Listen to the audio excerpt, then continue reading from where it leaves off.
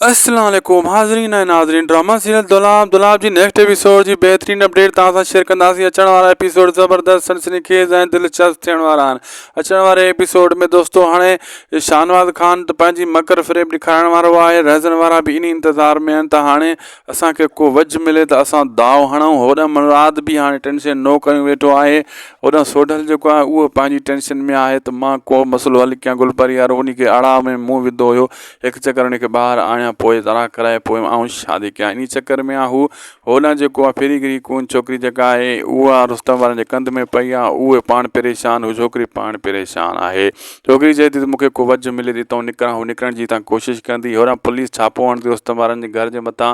पोइ हिकु किस्त में मां तव्हांखे ॿुधायो त रुस्तम जेको आहे शाहनवाज़ ख़ान जे प्रेशर में अची वेंदो। तव्हां ॾिठो ईअं ई थियो, प्रेशर में अची वियो। ऐं कादन न ईंदो इहो मां ॿुधायो, उहो ईअं ई थियो। कादन जो प्रेशर में नाहे आयो अञा ताईं।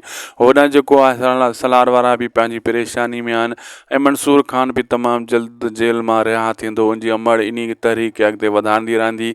ऐं इहे जेका शहदाई आहिनि उन जो साथ ईअं लगातार ॾींदा रहंदा।